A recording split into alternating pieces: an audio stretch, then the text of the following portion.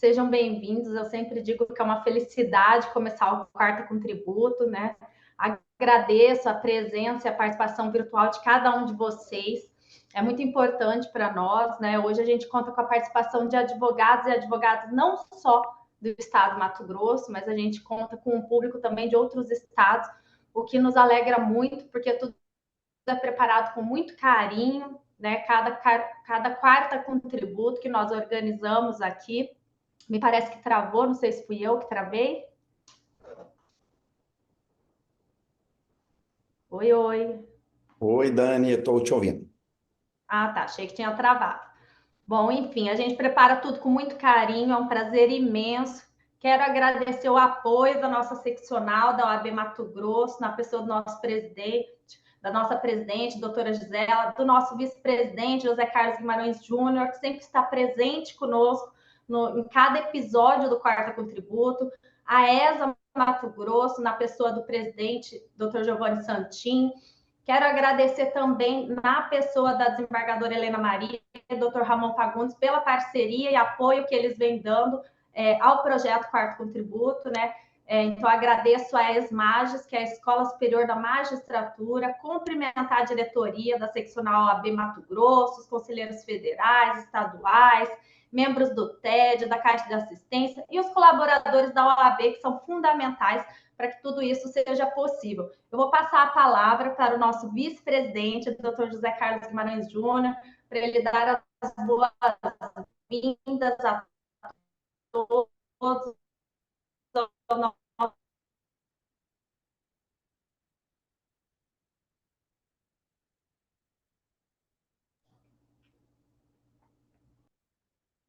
Oi, For. Eu não sei se é o Tudo meu que está bem? travando. É o seu que estava Ó, travando e eu não entendi se você estava falando ainda ou não. Por isso que eu fiquei aqui tentando ouvir.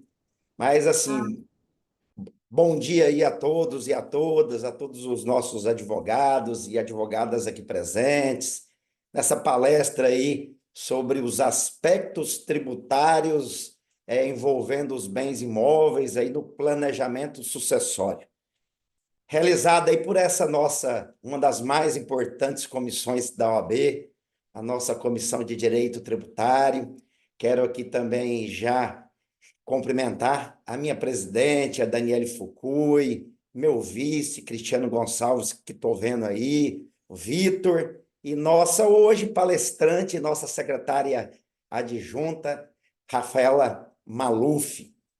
Esse projeto, como eu sempre digo aí, o Quarta Contributo, é um grande sucesso aí das nossas comissões, que eu tenho grande orgulho aí de coordenar. As nossas 66 comissões temáticas da OAB Mato Grosso e os nossos quase 3.500 advogados. Então, quero aqui agradecer a todos vocês que nos ajudam aí nesses 30 meses da nossa gestão. Quero agradecer e parabenizar aí o doutor Marcelo Guaritá, aí mestre em Direito Tributário pela PUC, e também, mais uma vez, aí a nossa secretária adjunta, minha amiga Rafaela Maluf, grande advogada aí da cidade de Primavera do Leste, a nossa grande Primavera do Leste aí, por dedicar aí e por estar aqui explicando um pouco para a nossa OAB Mato Grosso, para os nossos advogados e advogadas.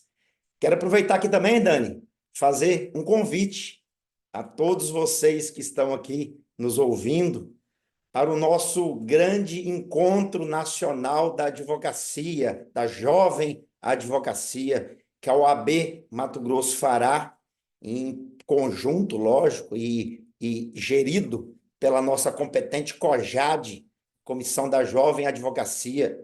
Será nos dias 11 e 12 de julho em Cuiabá. Uma previsão aí para mais de 1.500 advogados, jovens advogados de Mato Grosso e do país inteiro. Então, convido todos vocês.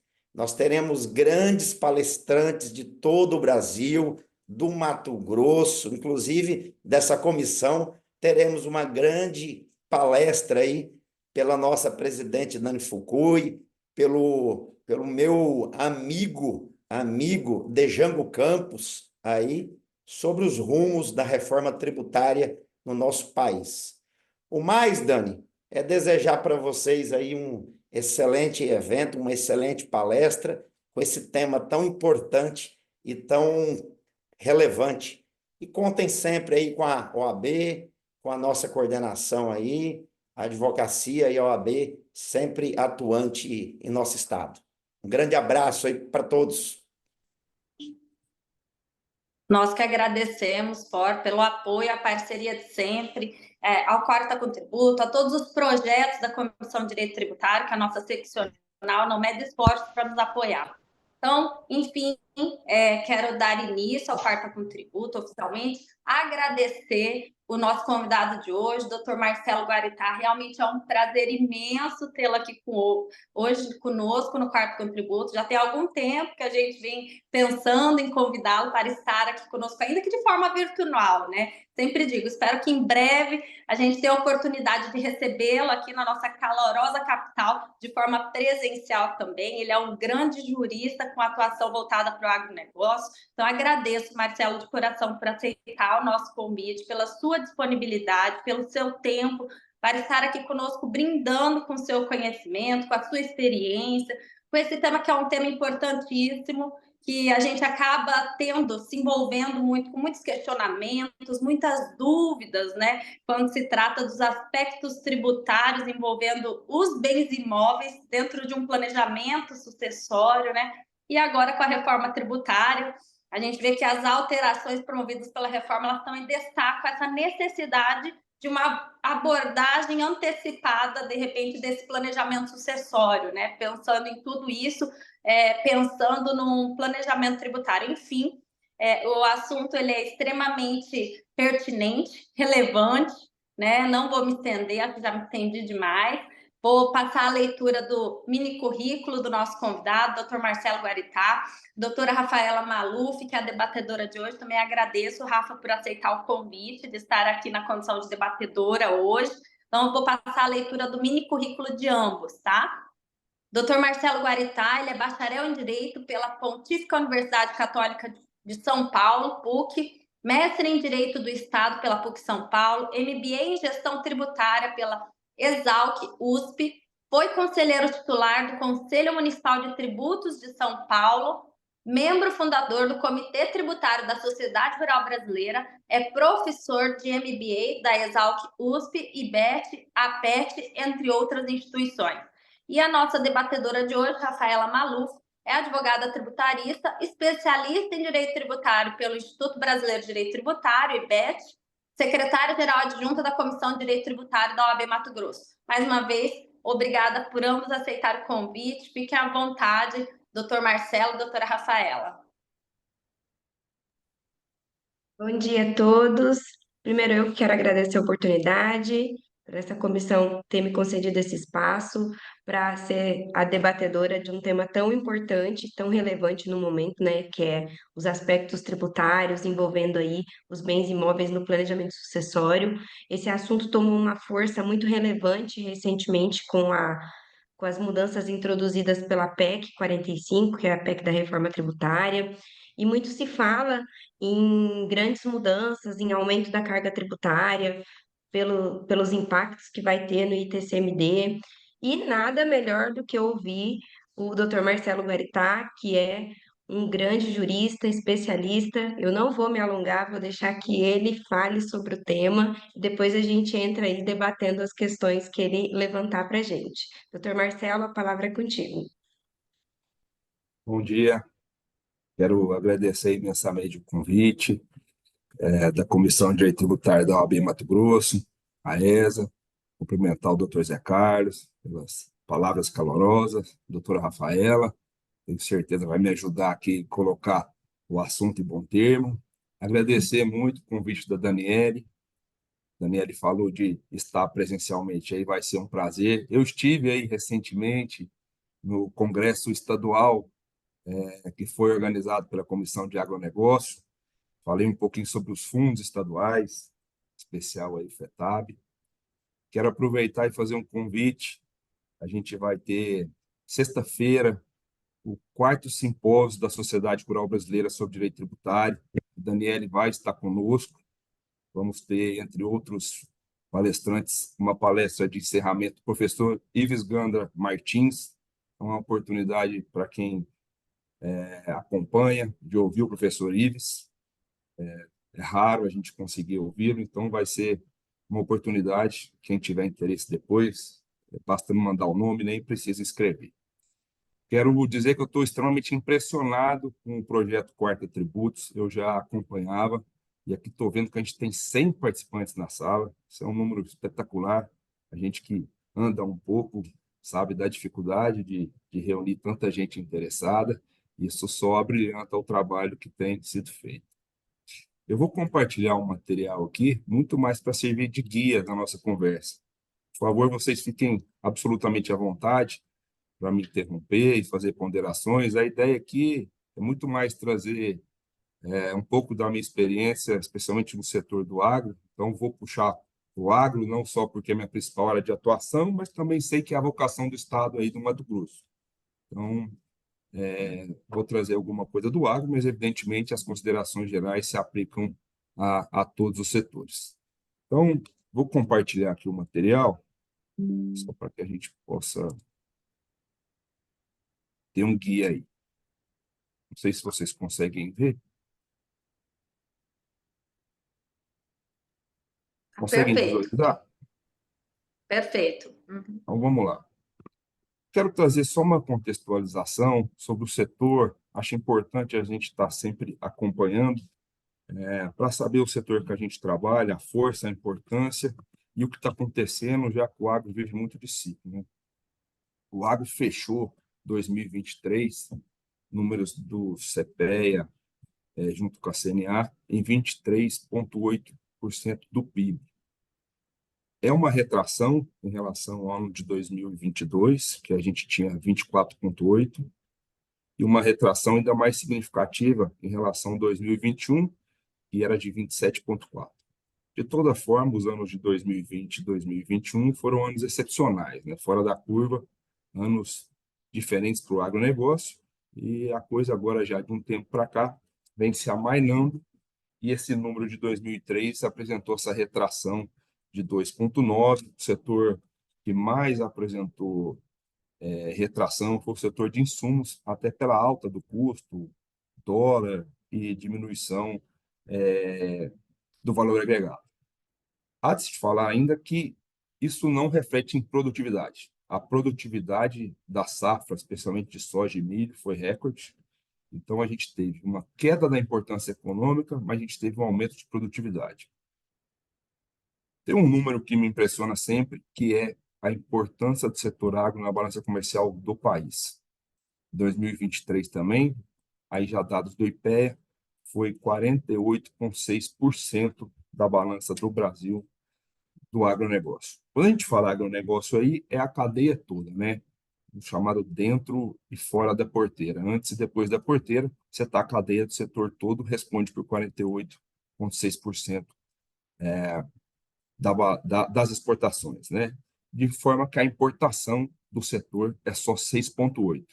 E aí, em razão disso, a gente tem esse gráfico aqui, que é impressionante, que demonstra a força do setor na balança comercial do país, né? O setor responde por metade das exportações e só por 6,8% das importações. De forma que, se você excluir o agro nesse gráfico, por uma simulação, vai chegar à conclusão que o agro é o grande responsável pela balança comercial brasileira positiva já há alguns anos. Alguns outros números ainda só em fase de contextualização. A população ocupada do agronegócio em 2023 alcançou 28 milhões de pessoas. Isso até para a gente acabar com aquele mito de que o agro não emprega muito, são 28 milhões de pessoas, é a maior da série histórica que se iniciou em 2012. Tem também um dado que é bastante relevante, que é compatível com a posição econômica que o setor ocupa. O agro responde por 27% no total de ocupações do país. Então, do número total de pessoas ocupadas no Brasil, o setor do agro mobiliza 27%, ou 26,8% para ser mais preciso. E aí um dado que eu acho que tem muito a ver com o nosso tema. 73% do pessoal ocupado no setor rural, no setor primário, aqui já dentro da porteira, tem algum laço de parentesco com o produtor. Então, acho que esse dado reflete bem como que o setor funciona e acaba por convergir com o tema que a gente vai conversar aqui hoje. Colocada essa fase introdutória, passar agora por questões mais inerentes ao nosso tema, eu vou falar um pouco do artigo 19 da 9393 de 96, que eu tenho certeza que todo mundo já ouviu falar bastante, todo mundo conhece, de forma que eu vou focar muito mais nos problemas práticos da aplicação desse conceito e o que gera dúvida.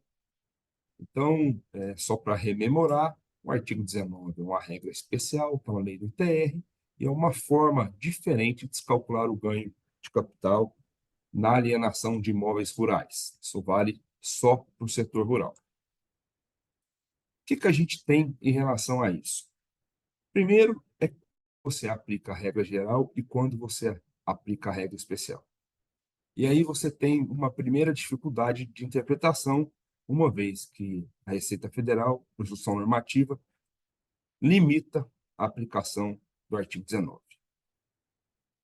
Então, segundo o entendimento da Receita Federal, você só pode aplicar o artigo 19, que é a regra especial, para pessoas físicas e pessoas jurídicas de lucro presumido, excluídas as pessoas jurídicas optantes do lucro real. A segunda questão é, você só pode aplicar após a entrega do DIAT. O DIAT é uma parte da DITR. Então, você, no entendimento da Receita Federal, só poderia aplicar essa regra no período curto, ali de setembro a dezembro. Uma vez que se entrega a declaração de setembro,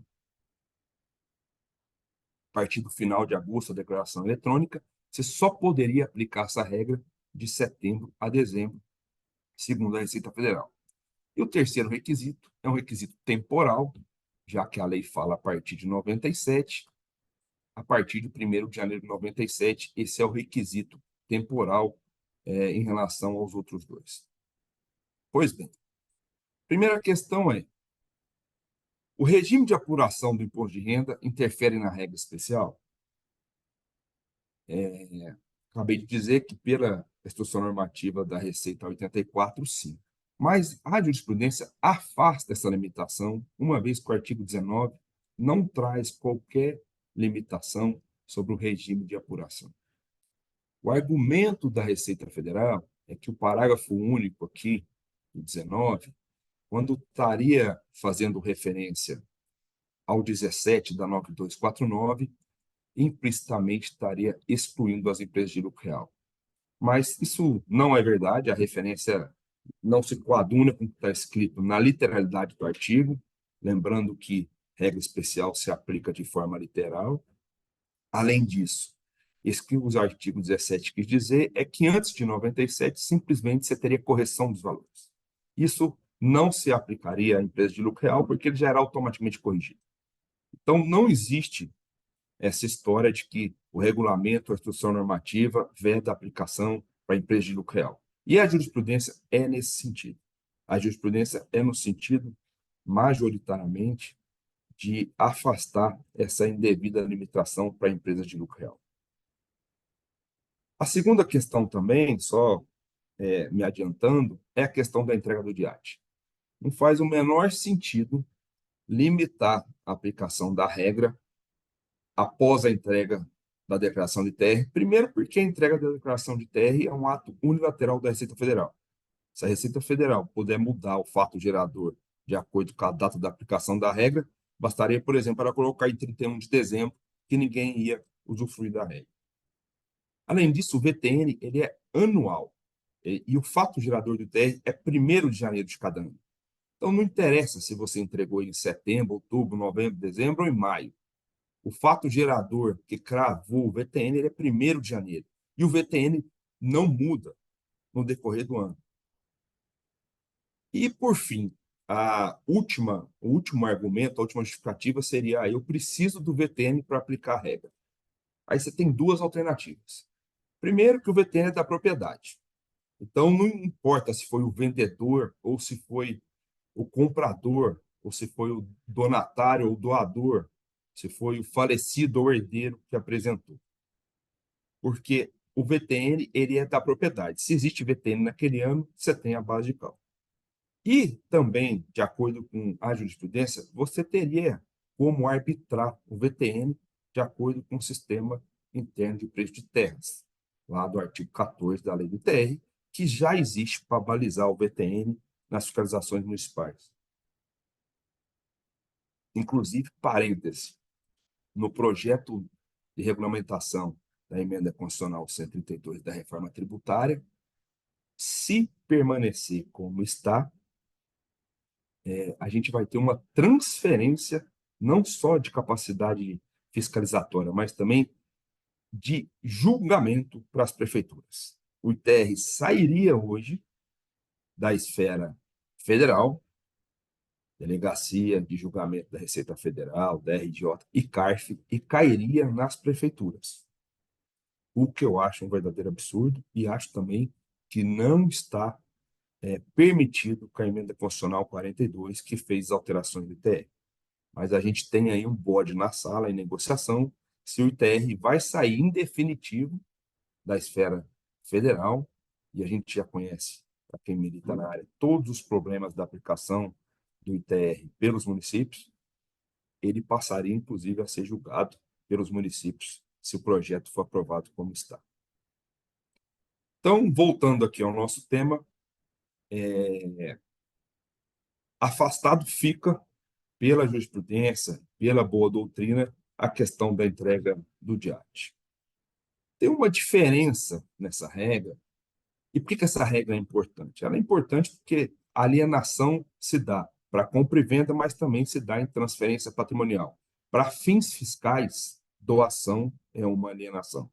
Para fins fiscais, transferência patrimonial, seja ela onerosa ou seja ela não onerosa, para fins de R, equivale a uma alienação. Por isso que a gente está falando desse tema de como que eu apuro o ganho de capital na alienação, na transferência de um imóvel rural. A terra nua vai se dar, pela regra do VTN, pelo valor entregue entre a diferença, a base de cálculo é a diferença entre o VTN no ano da alienação contra o ano da aquisição. Sobre esse gap, sobre essa diferença, eu aplico as alíquotas normais do ganho de capital, antigamente 15%, hoje de 15% a 22,5%. Isso vale para a terra nua. Para a benfeitoria. Para a benfeitoria é diferente. A benfeitoria ela tem duas perspectivas. Se o cliente, se o produtor deduziu as benfeitorias, ele vai tributar aquele valor recebido pelas benfeitorias como receita da atividade. É receita operacional. É como se ele estivesse vendendo boi, soja, milho. Agora, se ele não deduziu, aí, nesse caso, é ganho de capital. Então, a gente tem que fazer uma diferenciação, inclusive nos documentos de transferência da propriedade rural, entre terra nua e benfeitoria, sob pena da gente ter um problema de interpretação com a fiscalização.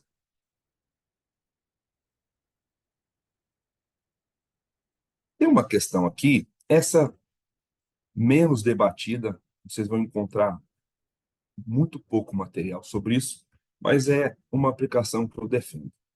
Segundo a Receita Federal, se a propriedade foi adquirida antes de 97, eu obrigatoriamente aplico a regra geral, ainda que eu tenha transmitido essa propriedade pós 97. Então vamos lá. Propriedade adquirida em 1995. Se eu vendi ela em 2024, no entendimento da fiscalização, eu tenho que aplicar escritura, regra geral. Escritura contra escritura, custo de aquisição versus custo de alienação. Esquece o VTN, esquece o valor declarado no ITR. Esse é o entendimento da fiscalização, o que, na minha opinião, está equivocado. Porque nessa situação existe uma regra híbrida. Qual seria a regra híbrida? Custo de aquisição antes de 97 é por escritura. É expresso no artigo 19. Agora, a alienação se dá pelo VTN. A alienação não se dá por escritura se eu transmitir a propriedade após 97.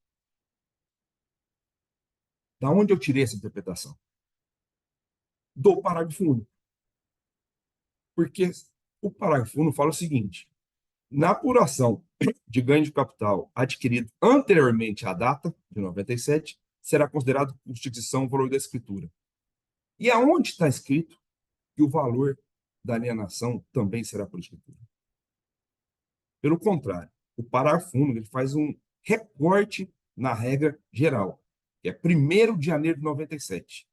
Então, a regra é 1º de janeiro de 97. Se eu vendi pós 97, eu vou aplicar o VTN, independentemente se eu adquiri antes de 97. Se eu vendi depois, é VTN. Então, nessa situação específica, eu tenho uma regra híbrida. Todos esses conceitos vão ser importantes. Por exemplo, quando a gente vai falar de sucessão, e eventualmente você vai integralizar uma propriedade numa pessoa jurídica, numa holding ou numa agropecuária. Porque toda essa legislação que a gente está discutindo aqui vai incidir para que você possa verificar se tem ou não um ganho de capital. Por que essa regra afeta tanto o mercado de terras no país? Planejamento de produtor rural, médio e grande, como que funciona? Claro, não generalizando, mas para boa parte deles. Geralmente, esse produtor está no livro caixa. Por que ele está no livro caixa? Porque ele está diferindo o imposto de renda. Vocês sabem que na atividade rural, eu posso apurar o imposto de renda por livro caixa, que é, de um lado, né, receita, do outro lado, despesas e investimentos, e aí o que eu chego na base, eu aplico a alíquota de imposto de renda. Ou eu posso aplicar o chamado, entre aspas, simplificado ou presumido da pessoa física, que é 80% de base considerada como despesa, eu só vou tributar 20. Então, de 100 eu vou tributar 20. Se eu aplicar 27,5 sobre 20, eu tenho 5,5% da receita.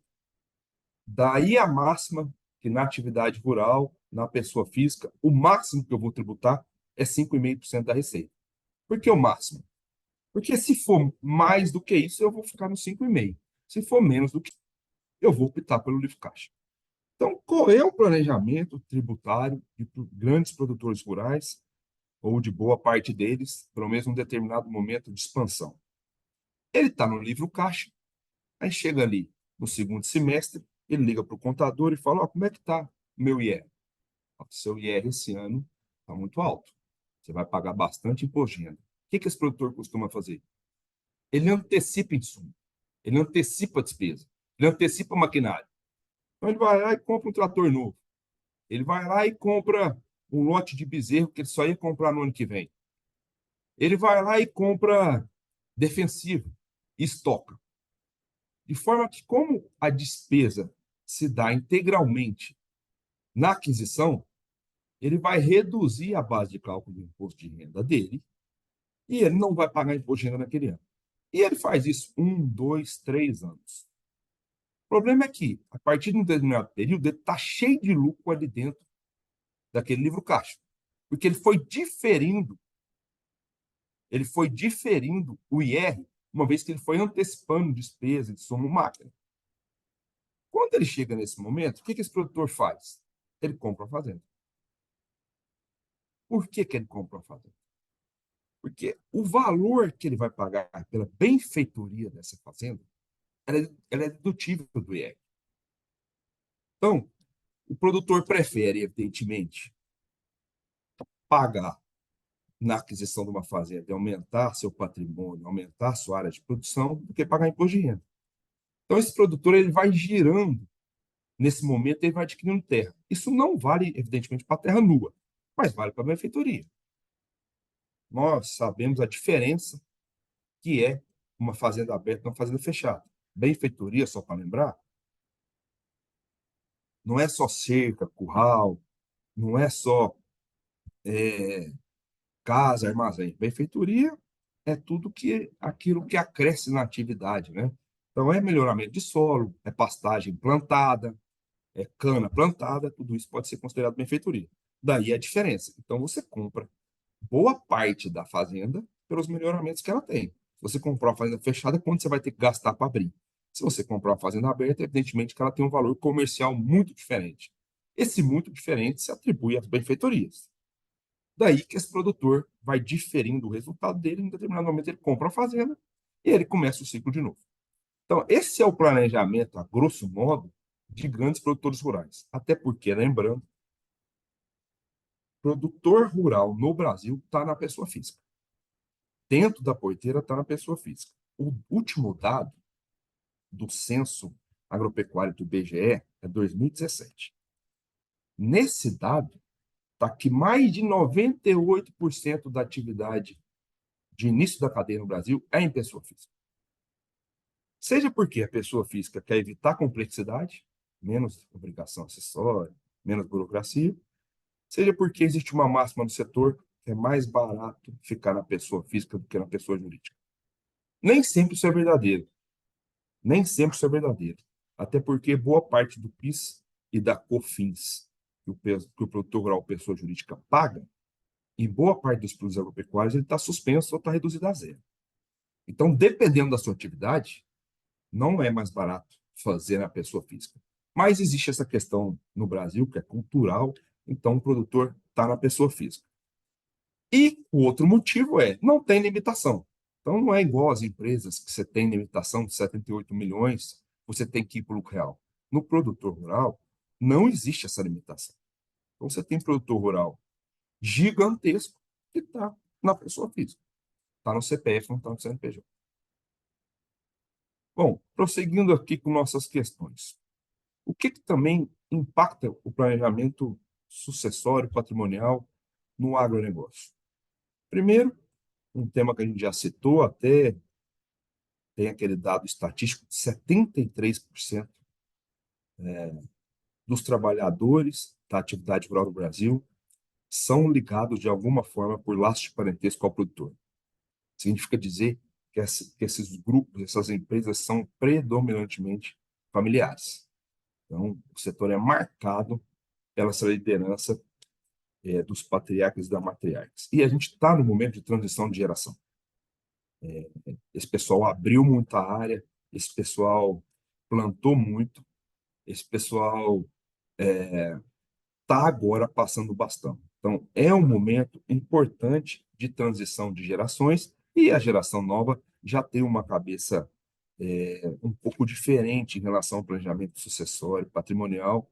Ela dá talvez um pouco mais de importância à geração antiga às questões extra-fazenda, enquanto que a geração antiga é muito ligada ao trabalho, essencialmente, e não dá tanta atenção às questões fora da fazenda.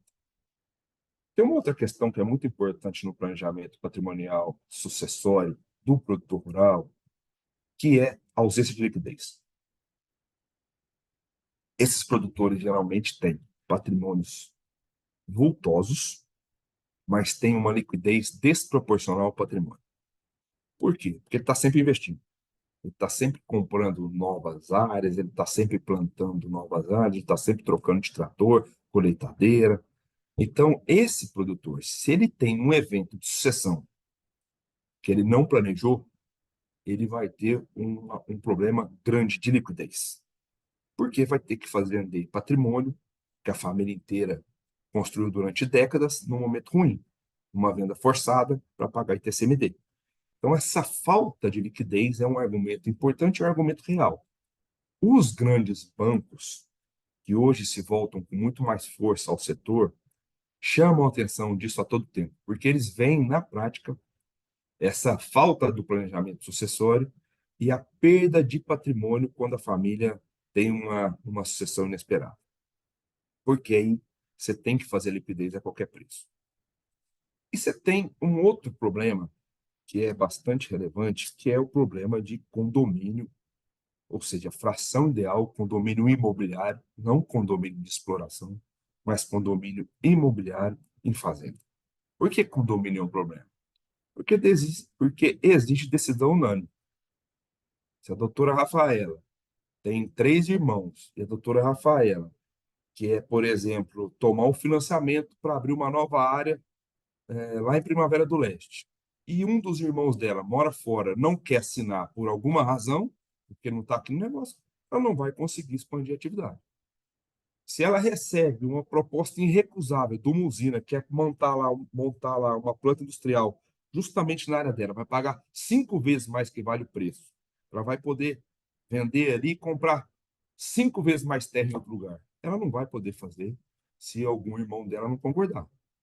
Então, se você não tem regras de governança em condomínios de pessoas físicas em fração ideal.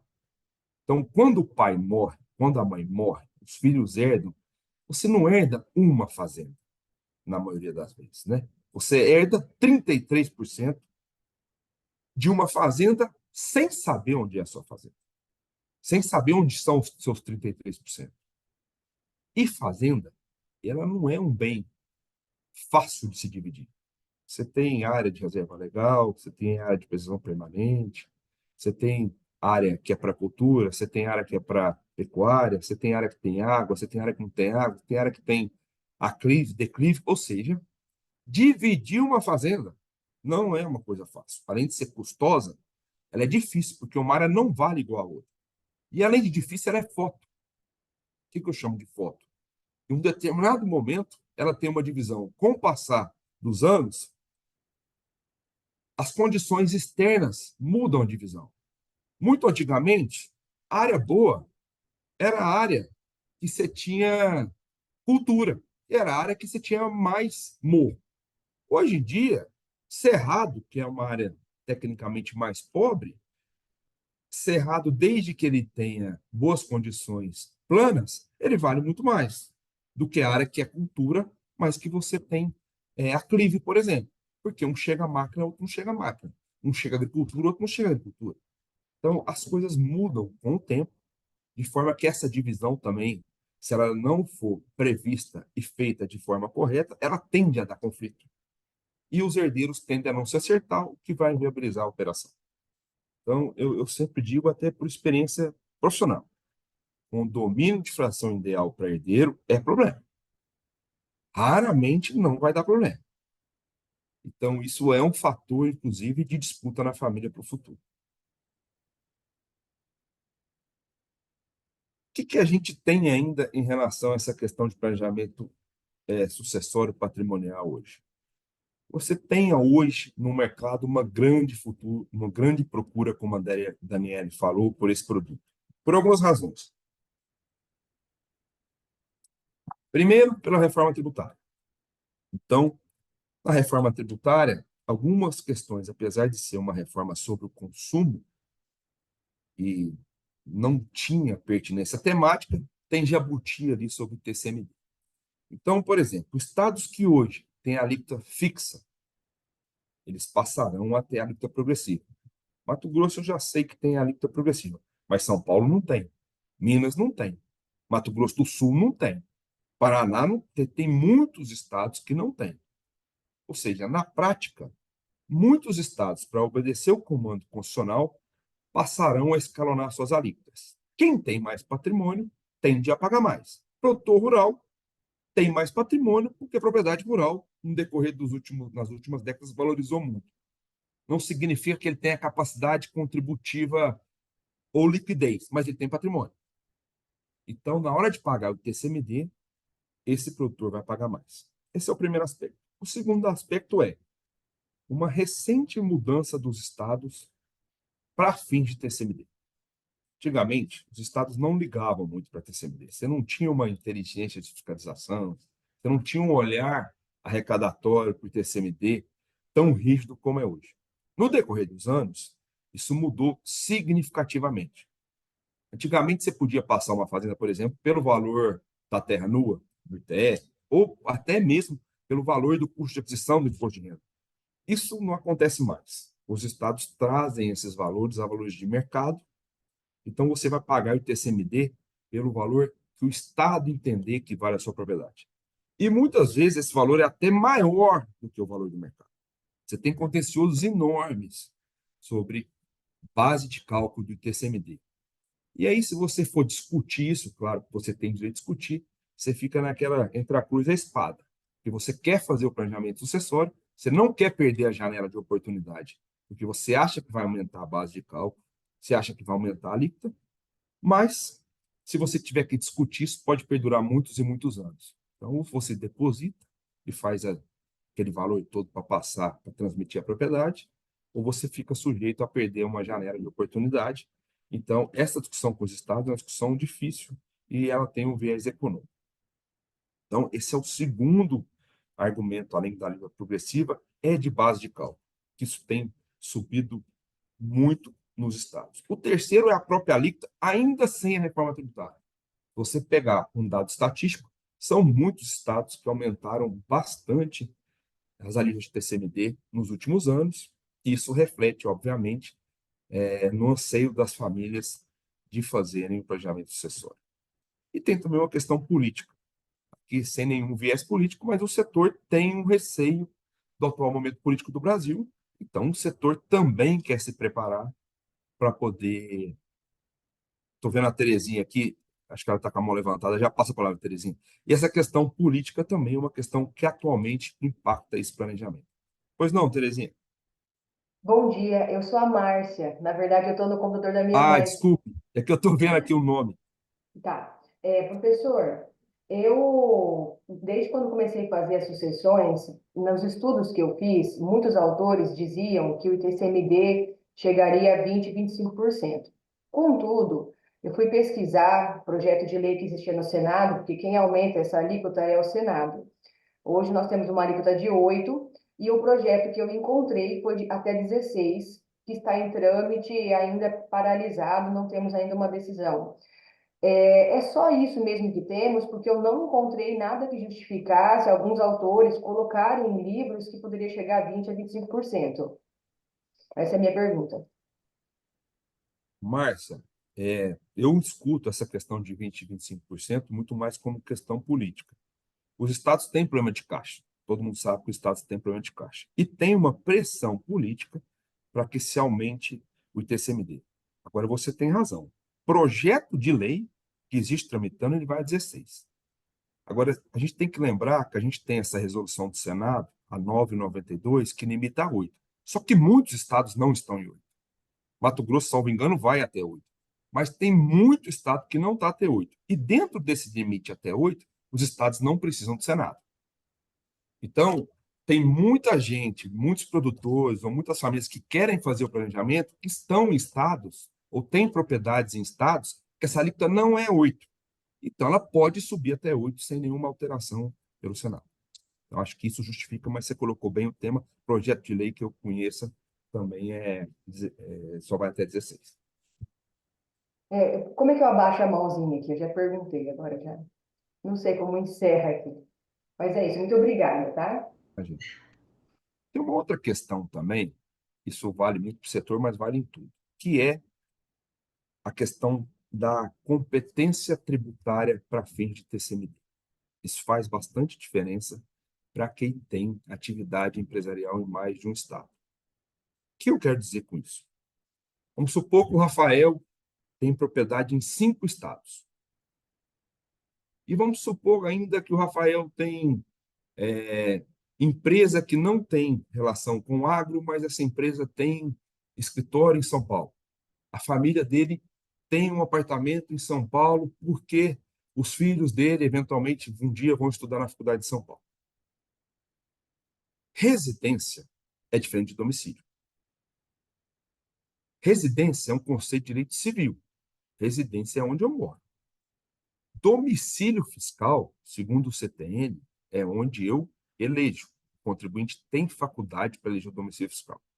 Evidentemente, se eu nunca fui no Amazonas, eu não posso eleger domicílio fiscal no Amazonas, porque lá o TCMD é 2%. eu vou ter um problema. Agora, se eu tenho ânimos de habitualidade, propriedade, em mais de um estado, é lícito, desde que eu consiga fazer essa comprovação, que eu eleja como domicílio fiscal aquele estado que mais me convém. Professor, o que isso muda? Isso muda pelo seguinte: qual é a regra de competência do TCMD? Bens imóveis. Imóveis é no local onde o bem existe. Então, se eu tiver um inventário, se eu tiver um inventário no Rio, mas tiver fazenda no Pará, da propriedade do Pará, eu vou pagar no Pará. Essa é a regra do imóvel. Se eu tiver 10 propriedades em estados diferentes, vou pagar nos 10 estados. Então, vou ter que conversar com a Secretaria da Fazenda de 10 estados. Eu vou ter que conversar com 10 cartórios. Então, essa é a regra. Agora, se eu tenho bens móveis, a regra do doador é preponderante, ou seja, vale para fins de TCMD o domicílio do doador. Aonde eu quero chegar? Se eu pego uma fazenda ou uma propriedade imobiliária qualquer, integralizo numa pessoa jurídica, ela deixa de ser um imóvel. Eu deixo de ter uma fazenda e passo a ter cotas de uma pessoa jurídica, que pelo Código Civil é bem imóvel. Então muda-se aí a regra de competência tributária. Então, naquele exemplo que eu tinha que conversar com 10 estados, eu não tenho mais que conversar com os 10 estados. Se as 10 fazendas estão debaixo de uma PJ, eu vou conversar só com o estado domicílio do doador. É esse o estado que vai ser o responsável pela cobrança do TCMD. Isso, além de trazer uma prática mais fácil, uma operacionalização melhor, uma praticidade melhor, eu não tenho que falar com 10 pessoas, não tenho que falar com 10 fiscos. Eu posso sair de um estado, por exemplo, que é o TCMD tem uma alíquota de 8%, para um estado que tem uma alíquota de 4%. Por exemplo, São Paulo, Minas, tem alíquota de 4% e 5%. Aí eu mudei o recolhimento do TCMD. E mais, mudei, eventualmente, a base de cálculo. Por que tem uma correria para São Paulo? Qual que é em relação ao caso de São Paulo? Porque São Paulo, além de ter uma alíquota menor, São Paulo tem uma base de cálculo por patrimônio líquido, o que não se encontra mais nos estados hoje em dia. São Paulo tributa o TCMD por valor do patrimônio líquido de uma PJ. Então, vamos lá. Se eu tenho fazendas, meu pai tem fazendas, que ele comprou há muitos anos atrás, qual é o custo de aquisição dessas fazendas? Muito baixo, correto? Comprou essa fazenda há 20 anos atrás. Na hora que eu jogo isso numa pessoa jurídica,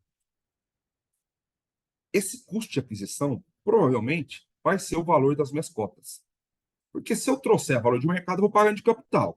Como eu não vou aproveitar esse custo na PJ, eu vou integralizar ela por valor nominal. Se essa empresa não tem operação, não tem outras contas, é uma empresa nova ou é uma holding, o meu patrimônio líquido vai ser muito próximo do meu valor nominal, que é o meu valor de custo de aquisição. Ou seja, em São Paulo, eu vou pagar o TCMD sobre o valor praticamente de aquisição. Ah, por que São Paulo é diferente? Não é que o TCMD não possa incidir sobre o valor de mercado. Eu acho que essa discussão é uma discussão inócua, vencida. Eu acho que o TCMD é valor de mercado, tá? Então, ficar discutindo que o TCMD não é valor de mercado, na minha opinião, é dar murro em ponta de faca. Agora, a lei de São Paulo tem uma prescrição problemática. E o Tribunal de Justiça de São Paulo interpretou que, para fins da lei atual, interpreta-se patrimônio líquido como aquele contábil e não a mercado. E essa discussão não sobe para o STJ, porque é uma discussão de direito local. Então, em São Paulo, consolidou-se a jurisprudência que vale patrimônio líquido, a tal ponto da fiscalização ter aberto mão de autuações para valor de mercado. Hoje em dia, Em São Paulo, a fiscalização não mais vai atrás de valor de mercado. A fiscalização vai atrás de patrimônio líquido. Ela quer saber se o seu patrimônio líquido foi mensurado corretamente. Agora, ela não mais vai atrás de valor de mercado.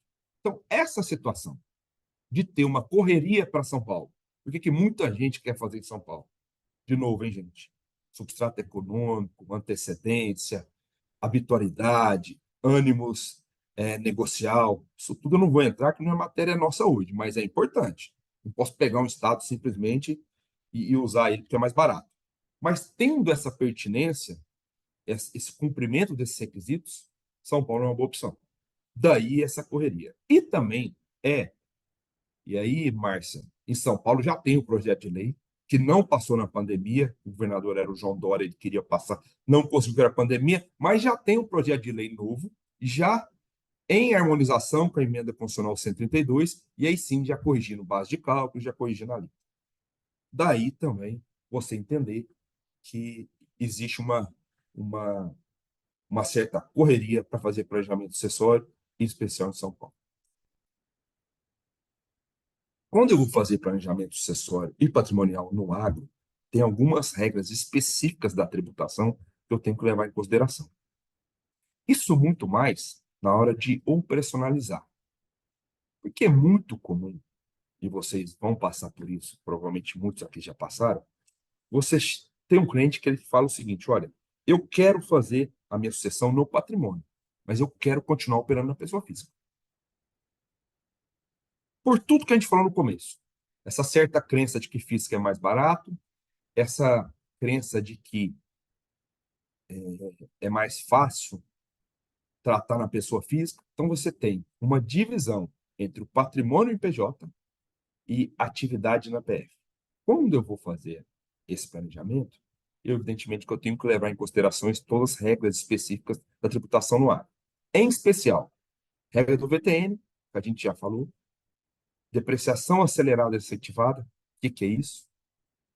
PJ no agro, eu posso deduzir integralmente o investimento no ano de aquisição, eu não fico sujeito àquelas tabelas de amortização e depreciação que a Receita Federal tem para as outras atividades. Eu não tenho limitação do prejuízo em 30%, também só para o agro. As outras empresas, elas estão limitadas a 30% o prejuízo acumulado no ano que ela tem lucro, no agro não. Você tem que levar tudo em consideração, o diferimento, crédito presumido, que é outorgado, tudo isso, para que eu possa fazer um planejamento. E agora ainda tem um argumento novo, que é produtor rural, pessoa física, não estava sujeito a tributação sobre o consumo. Agora vai estar. Desde que ele fature acima de 3,6 milhões, ele obrigatoriamente é contribuinte de CBS e IBS. Então, a partir do momento, que, claro, quando a reforma tributária for implementada, haverá uma aproximação, pelo menos para fins de tributação sobre o consumo, entre produtor rural, pessoa física e pessoa jurídica. Porque o produtor rural, pessoa física, que nunca se preocupou com o consumo, ele não pagava PIS, COFINS, nem IPI. ICMS só às vezes. ICMS se fosse tributação interestadual. Senão também não tem ICMS. Ele é contribuinte de ICMS, mas na maior parte das vezes a operação dele é desonerada. Agora não. É tudo critério material para incidência de CBS e IBS. A única exceção é que se ele fatura menos de 3,6 milhões ao ano. Aí, nesse caso, ele vai poder optar. Ele vai poder optar se ele é ou não contribuinte da nova sistemática tributária. Questão do ITBI. Tenho certeza também que vocês já discutiram isso e conhecem esse tema. Não estou vendo o chat aqui, não sei se tem mais. Qual que é a questão do ITBI, que todo mundo fala tanto e com razão. Acredito que o ITBI é aquele ditado, sabe? O STF acertou no que viu, desculpa, o STF atirou no que viu, acertou no que não viu. O STF, quando julgou o tema 796, ele julgou por um caso muito específico. Uma empresa do Sul, chamada Luz Frama, que integralizou os bens em PJ, para fins provavelmente sucessórios, por um valor abaixo do custo de aquisição. Abaixo. A gente não vê na prática. Mas ela fez isso provavelmente pensando, eventualmente, conseguir lá na frente uma redução de TCMD. Quando ela faz isso, ela traz uma conta contábil que chama reserva de ágio, reserva de capital, que é um deságio em relação ao valor que ela integralizou. E essa reserva de capital foi o que o município queria tributar. Então, quando a questão chega no STF, não é que o município levantou a mão e falou: olha, eu quero tributar o valor de mercado dessa integralização. Não foi isso que ele disse. O município queria era a reserva de ágio.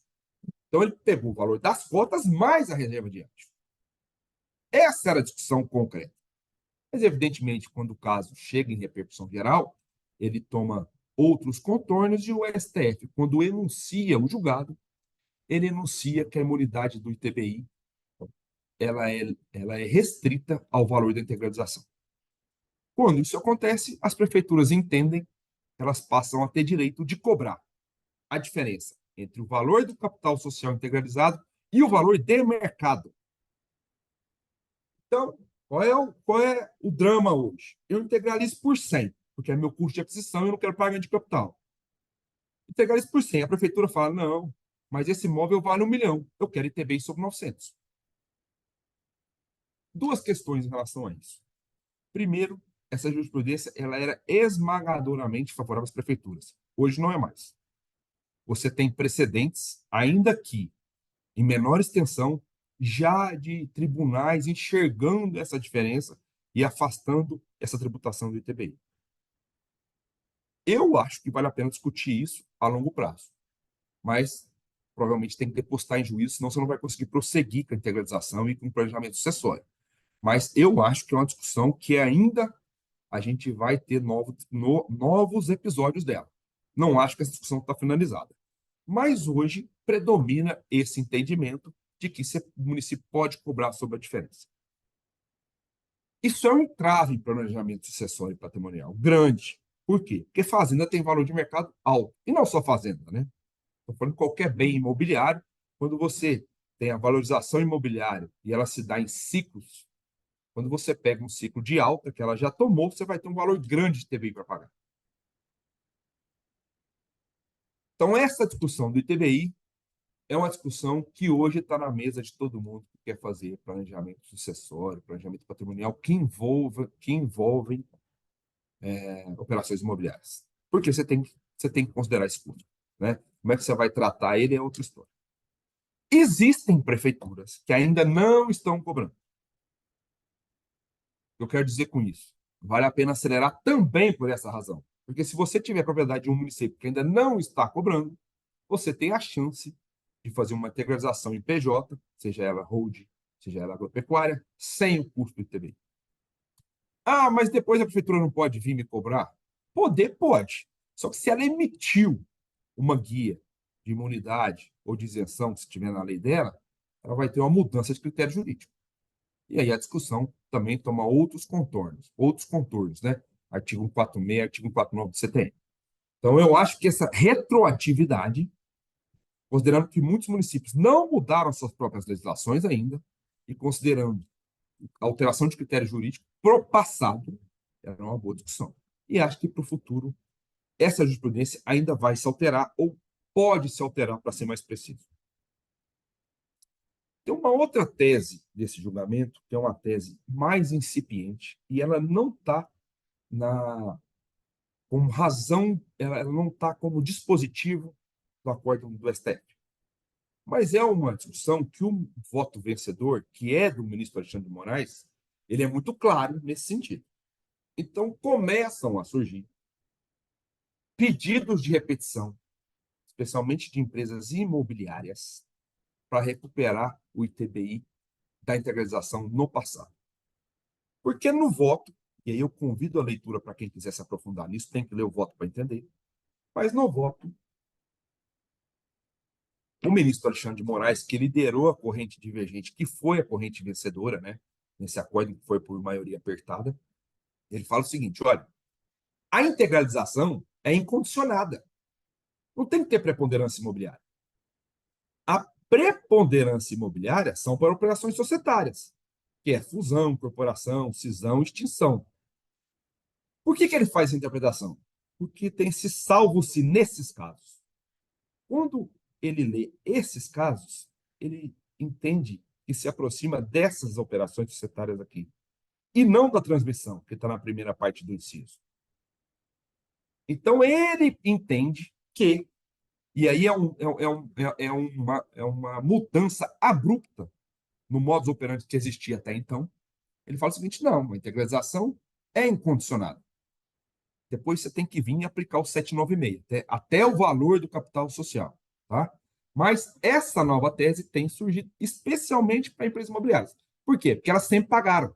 Por que elas sempre pagaram frente do resto? Porque elas têm atividade preponderantemente imobiliária.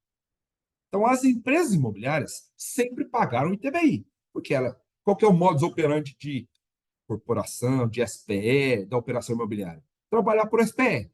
Então, ela destaca o patrimônio dela, integraliza no SPE. Isso é a praxe. O setor imobiliário não trabalha debaixo do mesmo CNPJ. Até por questões de separação de risco de patrimônio, por patrimônio de afetação. O setor imobiliário trabalha com muitos CNPJs, geralmente empreendimentos separados com CNPJ, que é um SPE, que é um CNPJ separado dela.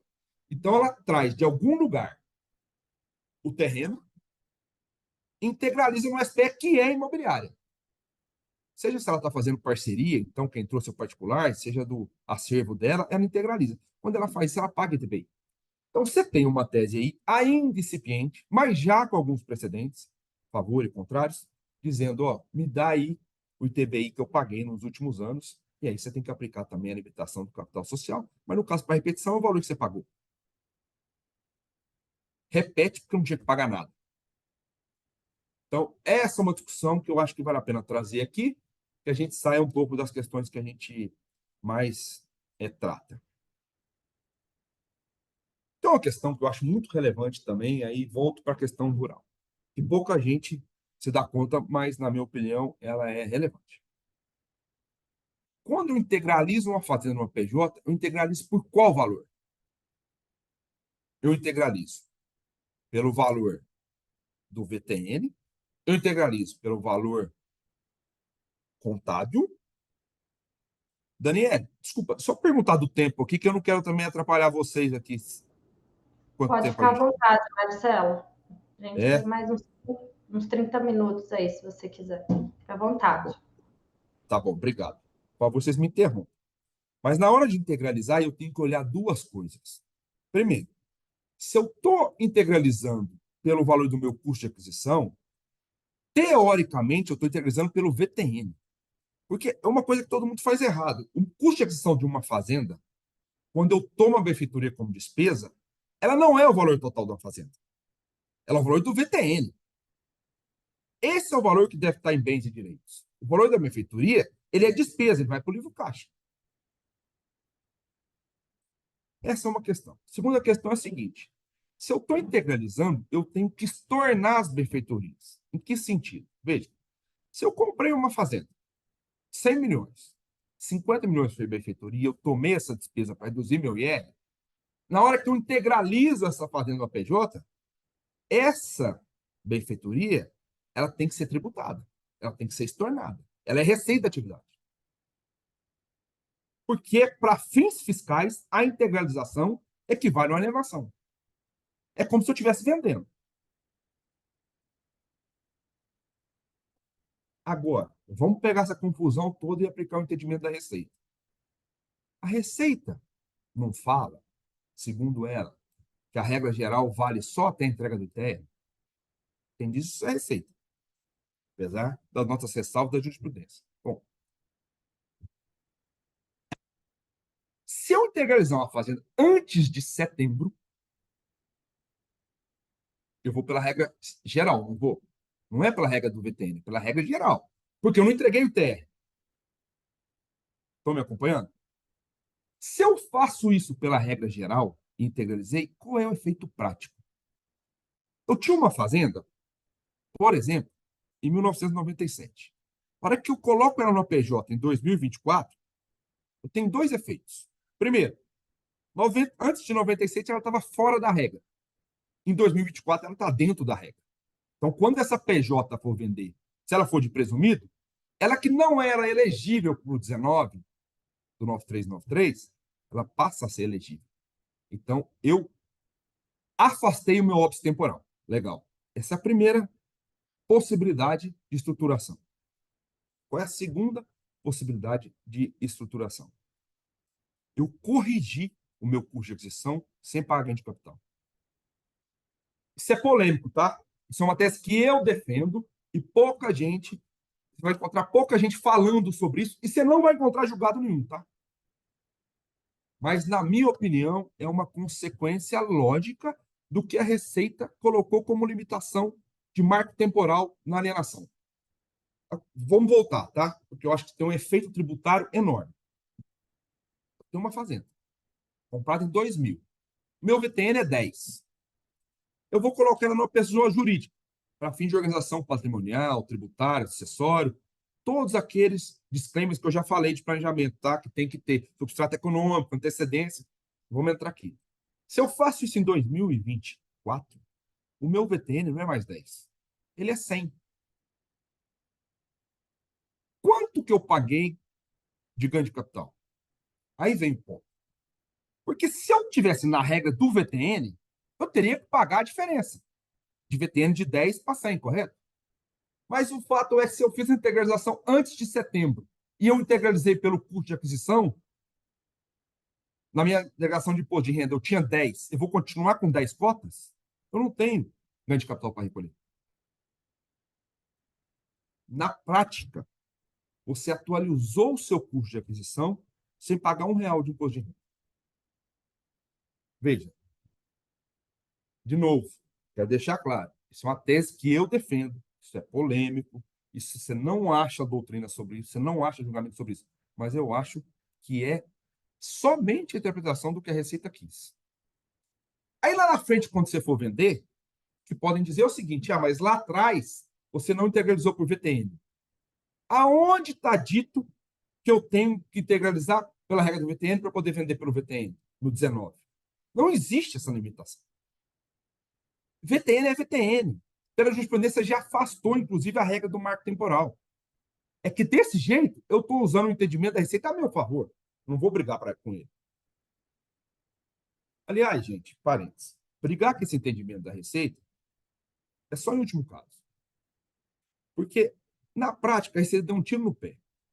Porque, veja, se ela botou lá questão temporal dentro do mesmo ano, você vai escolher qual regra é mais benéfica para você. Se eu vender antes de setembro uma regra, se eu vender depois de setembro outra regra, o que eu vou fazer? Eu vou calcular qual regra é mais benéfica e vou escolher a data de eu fazer a transmissão. Mas eu tenho que vender um negócio maravilhoso. Tudo bem, é a condição de mercado. Agora, se você puder escolher, ainda mais se você tiver um contrato de condição suspensiva, se você puder escolher, você vai escolher vender na época que te faz mais sentido. Então, na prática, essa discussão toda que existe pela Receita, ela acabou criando uma facultatividade de vontade para quem está transmitindo o patrimônio alienado. Tudo bem até aqui?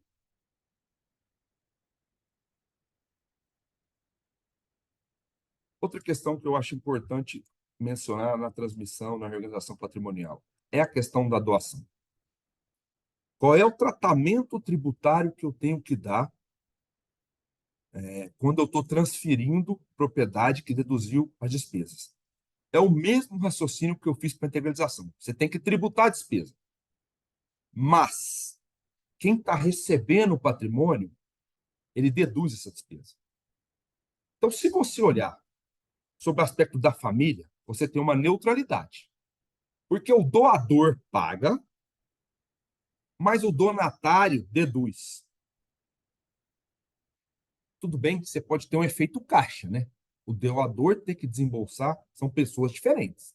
Mas, sob o ponto de vista familiar, você anula a tributação da benfeitoria na hora que o donatário toma essa benfeitoria pelo mesmo valor que o doador transmitiu. Isso vale para espólio também, isso vale para inventário, tá? Isso está no perguntas e respostas, tá? Fica fácil, lá tem um esqueminha. Está no perguntas e respostas da declaração do imposto de renda, esse 511. Vou avançar aqui um pouquinho em razão do tempo. Existe uma discussão de alguns estados, eu vi que no Mato Grosso tem, não sei se são casos específicos ou se acha do estado, que é tributar o valor do patrimônio sem considerar dívida. E muita gente deixa passar. Não pode. O STF já julgou e os tribunais também são assertivos nesse sentido. E é comum você ter uma dívida, seja de financiamento imobiliário, seja de financiamento rural, seja o penhor, seja o que for que você vai pagar. A dívida do falecido tem que ser descontada do valor do monte a ser tributado pelo TCD ou TCMD, seja lá o estado que adote a nomenclatura que for. Essa é uma tese relevante e passa batido. Uma segunda tese, que não está aqui no material, mas que eu me lembrei que eu acho que vale a pena chamar a atenção nessa discussão nossa de planejamento sucessório, patrimonial e transmissão de bens, é multa e juros. O que muitos estados fazem? Faz o seguinte, ó, o fato gerador é o falecimento, e você tem ali tantos dias, 30 dias, seja o que for, abre o inventário, você tem um prazo para pagar, depende do estado, tem desconto ou não.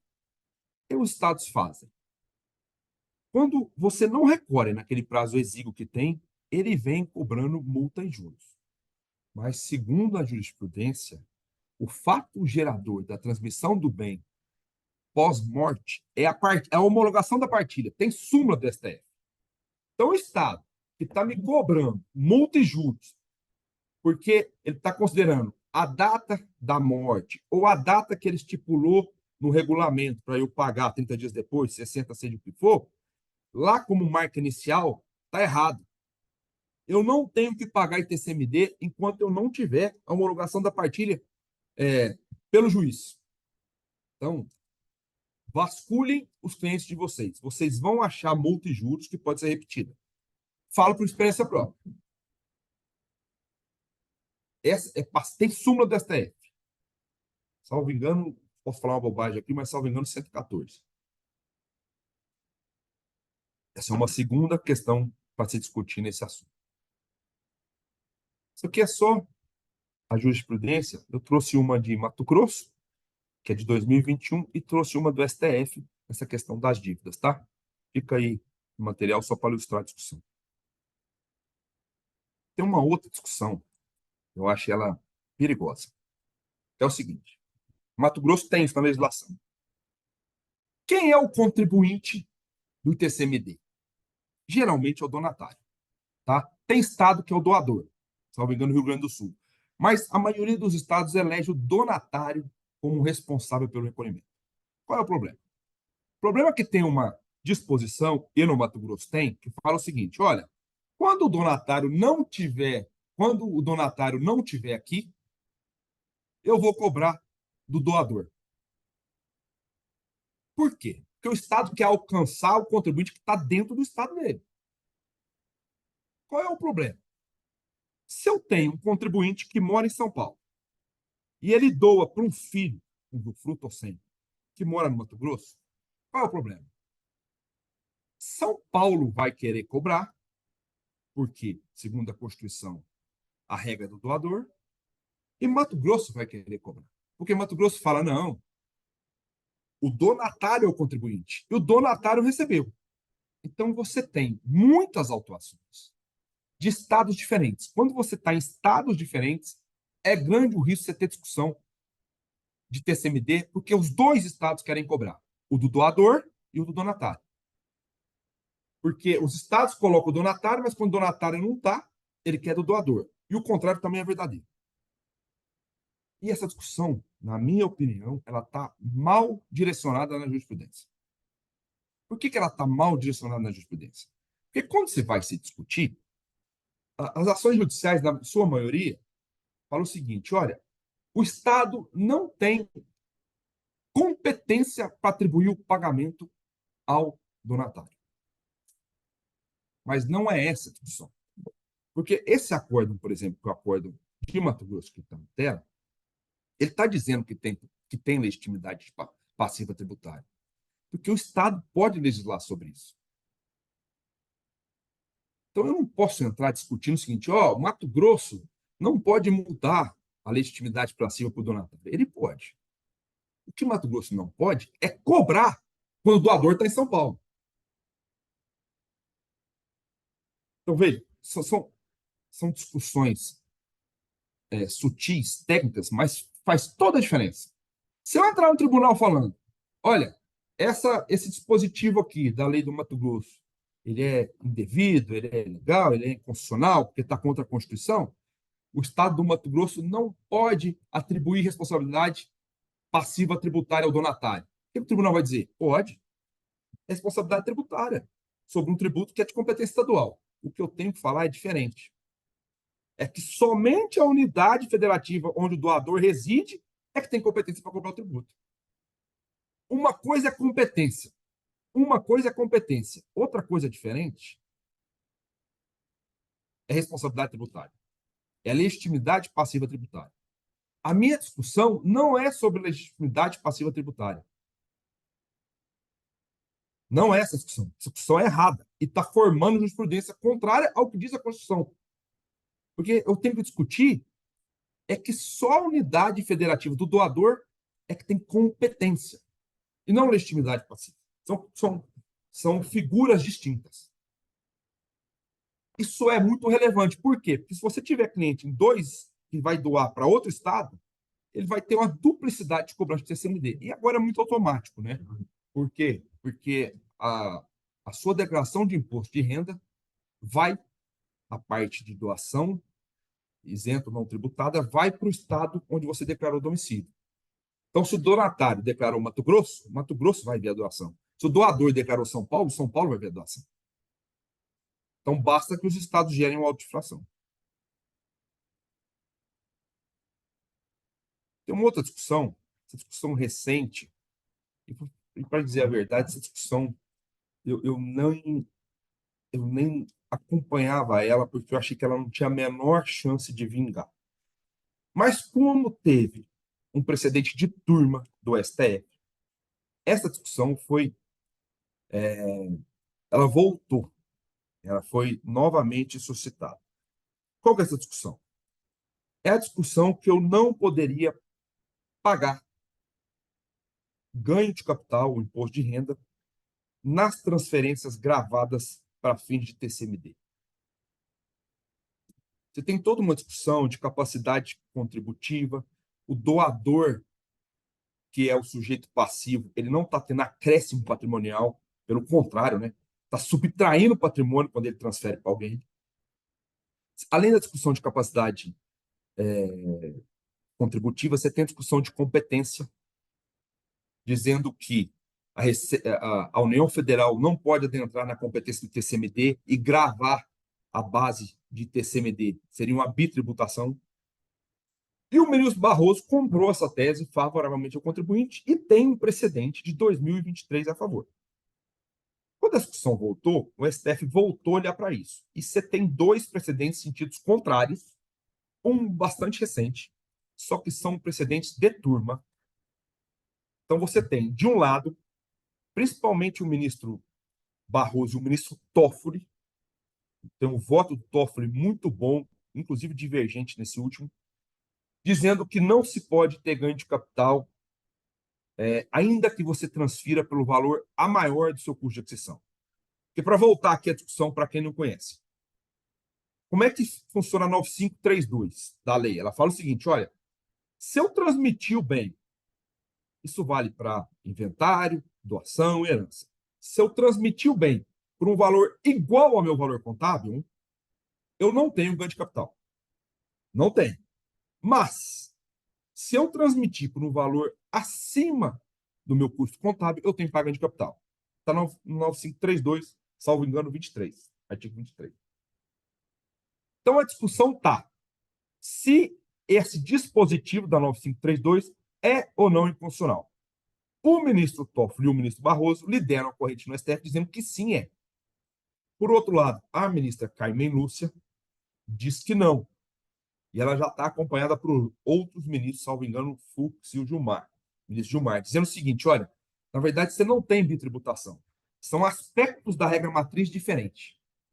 O que o ITCMD está gravando é um fato gerador e o que o ganho de capital está gravando é outro.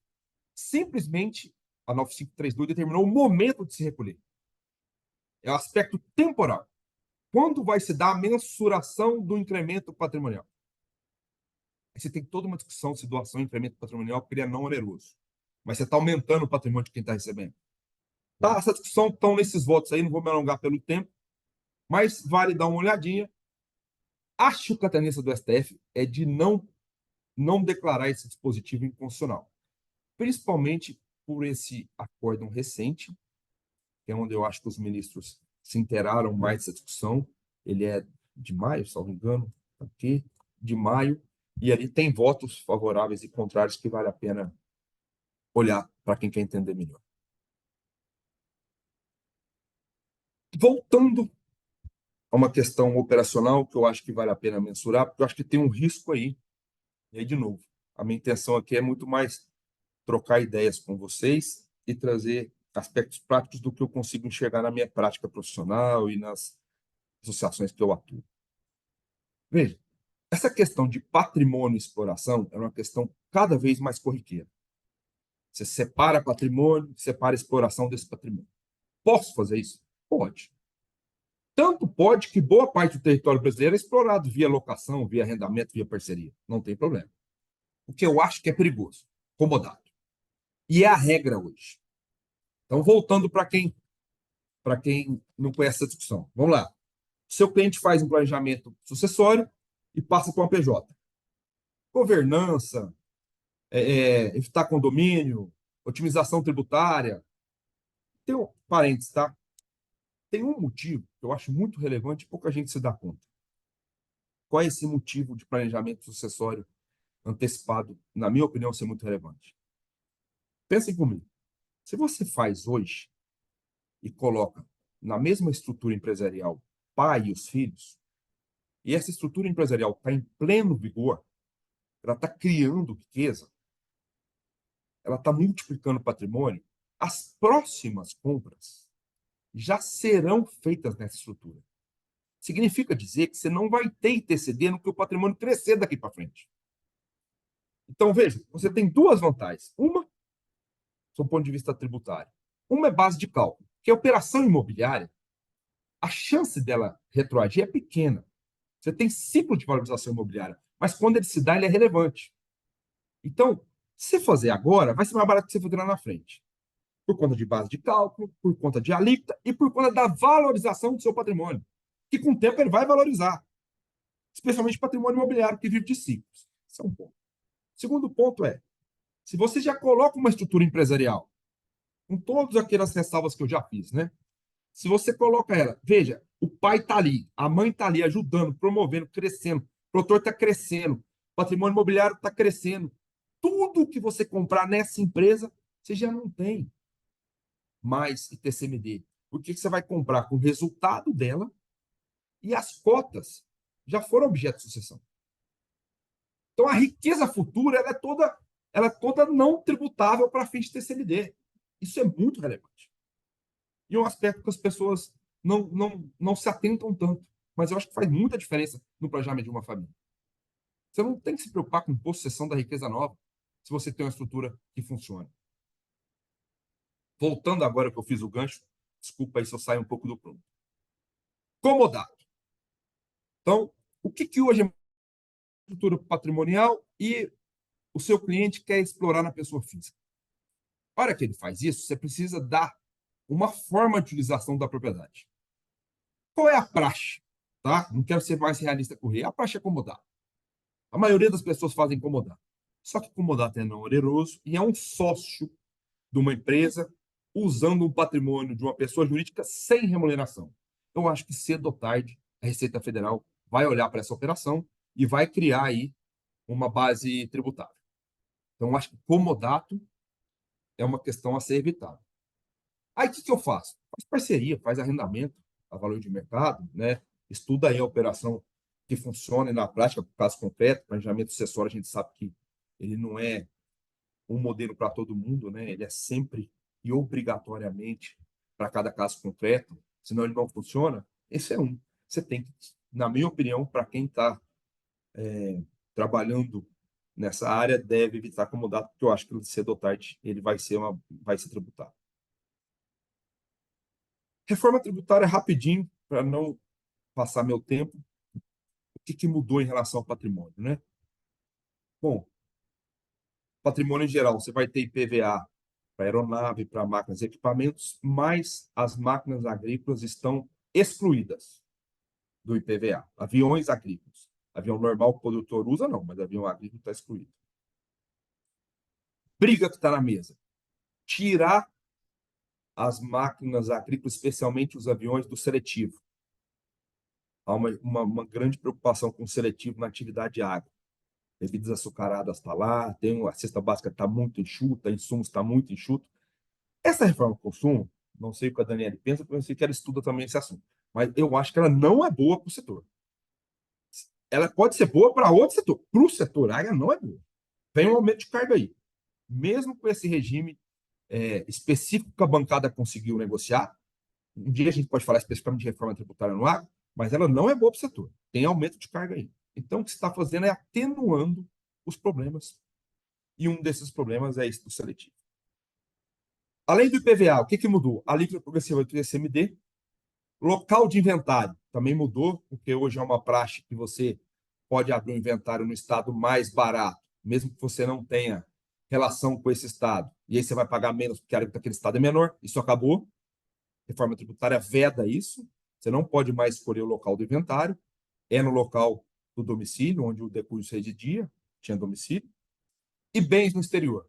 Porque teve aquele julgamento do STF, a gente tem uma janela aí, o STF declarou inconstitucional os estados que tributavam doação decorrentes do exterior ou inventário decorrente do exterior, bens no exterior, domicílio no exterior. Por falta de lei complementar do 153, a reforma tributária veio na DCT e falou o seguinte, olha, até que venha a lei complementar, eu trago aqui a responsabilidade para patrimônio decorrente do exterior, tem lá toda uma regrinha. Então, em pinceladas gerais, assim, grandes, foi isso que a reforma tributária alterou nesse nosso assunto. Não quero ultrapassar meu tempo, mas eu sei que a gente falou de muitas coisas e talvez de maneira muito rápida. Mas eu fico à disposição para depois debater com alguém, responder e-mail, falar por telefone sobre esse assunto.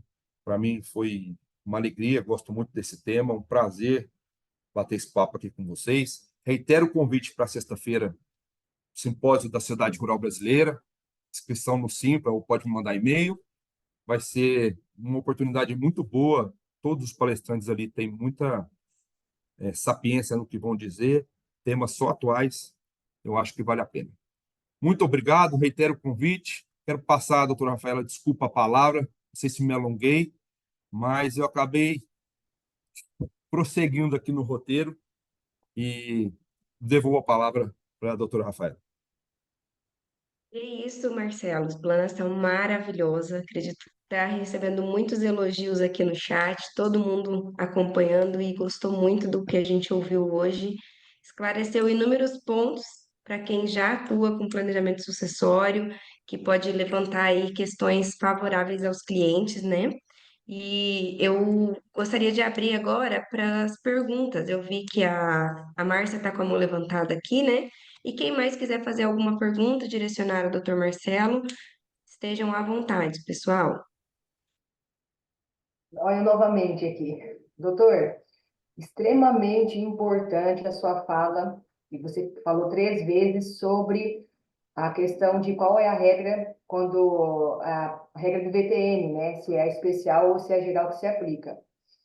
Especificamente, a gente pega clientes que fazem a escritura muito depois de ter comprado, né? Então, o que acontece? A gente tem uma regra da Receita Federal que vem e nos diz assim, né? Igual o doutor mesmo passou, que se aplica da escritura, enfim. E para as benfeitorias, uma outra situação, né?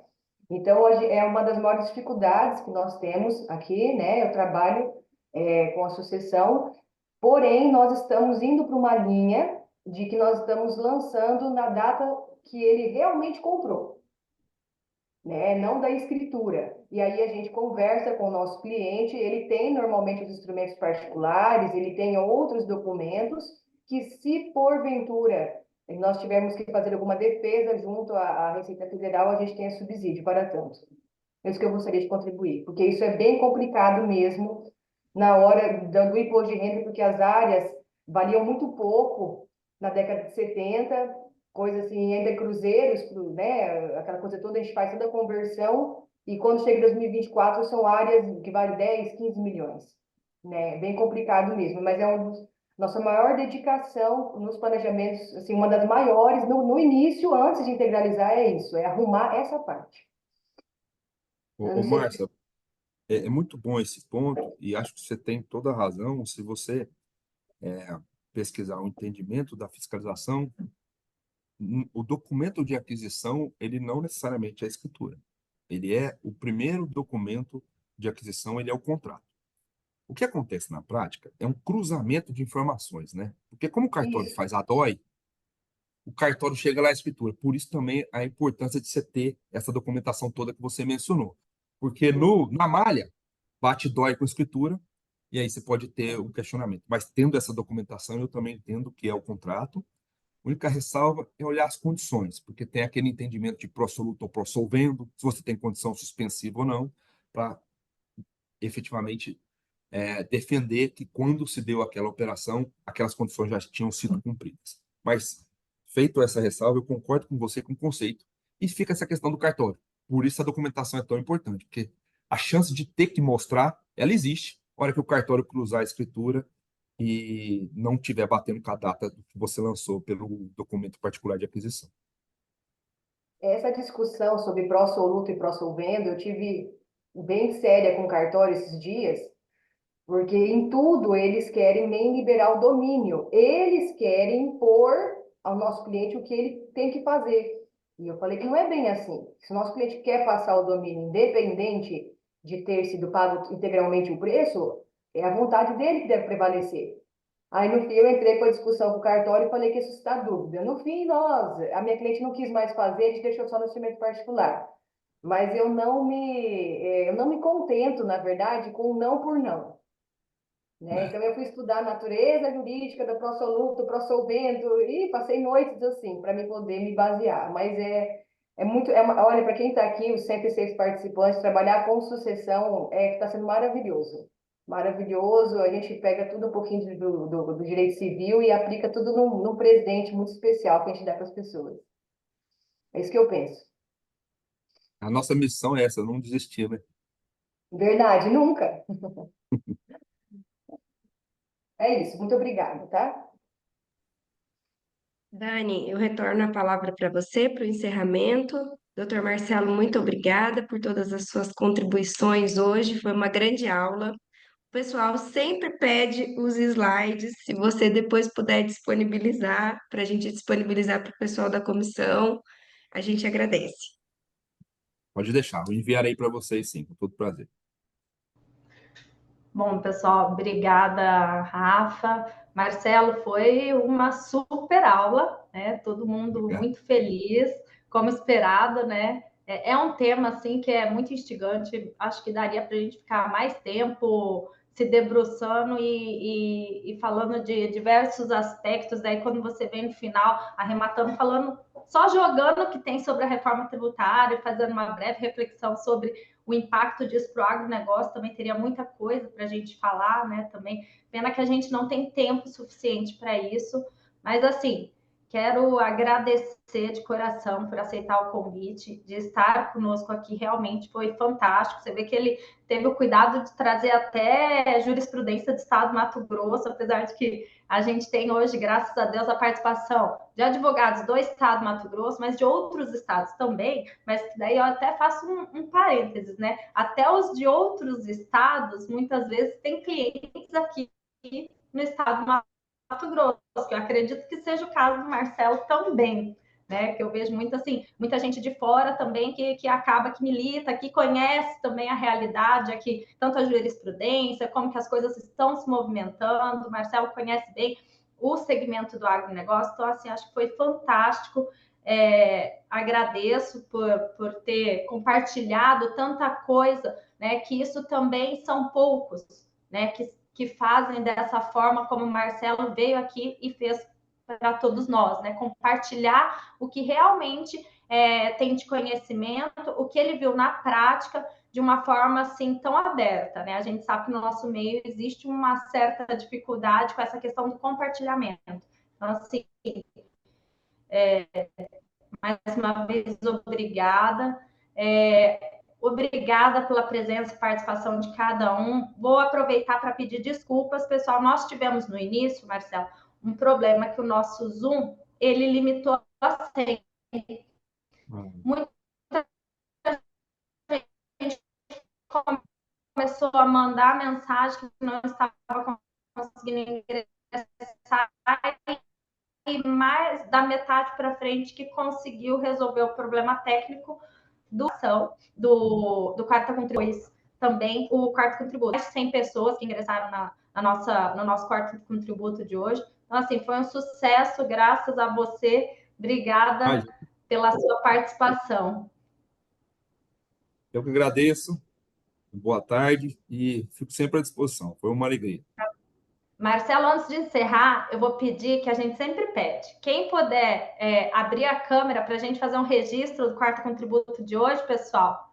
Vou pedir só para interromper o compartilhamento do documento. Ah, tá.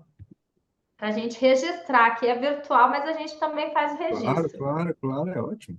Quem puder abrir a câmera, agora é a hora da verdade. Tá todo mundo tímido. Aí, mas com quem tá, a gente já vai pegando. Mas, enfim, pessoal, agradeço, desejo um excelente dia a todos, né? Até o próximo quarto contributo. Obrigada.